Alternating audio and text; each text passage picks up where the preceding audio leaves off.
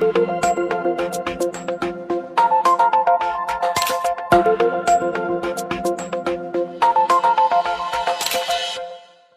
ပြည်မှာလက်ထပ်ပွဲကျင်းပတယ်လို့ထင်ရလောက်အောင်မင်္ဂလာလက်မှတ်ရေးထိုးပွဲကိုခန်းခန်းနာနာပြုလုပ်ခဲ့တဲ့မိဘကြီးပရိသတ်များအလုံးပဲမင်္ဂလာပါရှင်မိဘကြီးက9နှစ်ကြာတွဲခဲ့တဲ့မန်နေဂျာထံကနေစိန်လက်ဆွတ်ကြီးနဲ့လက်ထပ်ခွင့်တောင်းခံရပြီးတဲ့နောက်မှာမင်္ဂလာပွဲတွေကိုတပွဲပြီးတပွဲကျင်းပတော့မှာပါ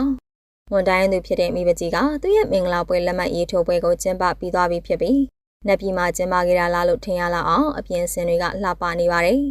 မိဘကြီးကဝန်တိုင်းသူအစ်စ်ဖြစ်လို့သူရဲ့မင်္ဂလာလက်မှတ်ရေးထိုးပွဲမှာလည်းမုံဝဲဆောင်ကိုပဲဝယ်ဆင်ထားခဲ့ပါတယ်။နာမည်ကြီးမင်းသမီးဖြစ်တဲ့အပြင်ငွေကြီးကလည်းတက်နိုင်လို့စပွန်ဆာပေးမဲ့သူတွေကလည်းတန်းစီနေပြီမယ်။မိဘကြီးကသူ့ပွဲမှာမုံရိုးရဝယ်ဆောင်ကိုဝယ်ဆောင်ပြီးထွက်လာခဲ့တာပါ။အခမ်းအနားကိုလာတဲ့တခြားမှာလည်းကင်းနီ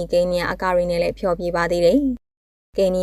နဲ့ဖျော်ပြနေချိန်မှာမြို့ဟိုးလှလေးတွေကိုလည်းလွှတ်ထားလို့နက်ပြည်မှာကျင်းပတဲ့မင်္ဂလာပွဲလာလို့ထင်မှတ်သွားရတာပါ။မိတ်ကပ်အပြင်စင်ကလည်းလှပနေုံမက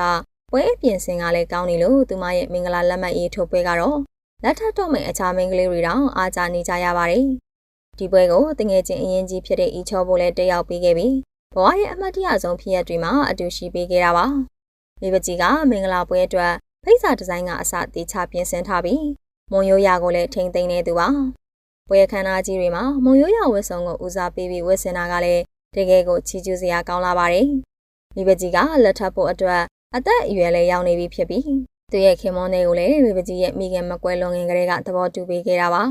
မိဘကြီးကလက်ထပ်ဖို့အတွက်အသက်အရွယ်လည်းရောက်နေပြီဖြစ်ပြီးသူရဲ့ခင်မွန်းတွေကိုလည်းမိဘကြီးရဲ့မိခင်မကွဲလွန်ခင်ကလေးကသဘောတူပေးခဲ့တာပါခင်မွန်းဖြစ်လာတဲ့ကိုမျိုးကိုကမိဘကြီးရဲ့အမေနောက်ဆုံးမှပြုစုပေးခဲ့တဲ့အပြင်အသက်ကိုလည်းရှည်စေခဲ့တဲ့ကျေးဇူးရှင်လည်းဖြစ်ပါတယ်မိဘကြီးကတော့ဒီလိုပွဲအခမ်းအနားတွေကိုသူ့အမေကိုမြင်စေချင်နေပြီးတမလွန်ရောက်နေတဲ့အမေလည်းကျေနပ်နေမှဖြစ်ပါတယ်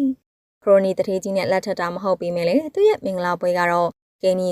အကားလာရီနဲ့လှပနေလို့မိဘကြီးကိုဘလောက်တောင်တန်မိုးထားလဲဆိုတာသိသားစေပါတယ်။မင်္ဂလာလက်မှတ်ရေးထိုးပွဲမှာမုံရိုးရာကိုတန်မိုးထားပြီးမုံဝတ်ဆောင်ကိုဝတ်ဆင်ခဲ့တဲ့မိဘကြီးကိုသဘောကျရဲ့လားဆိုတာကောမန့်မှာပြောပြပေးခဲ့ကြပါအောင်ရှင်။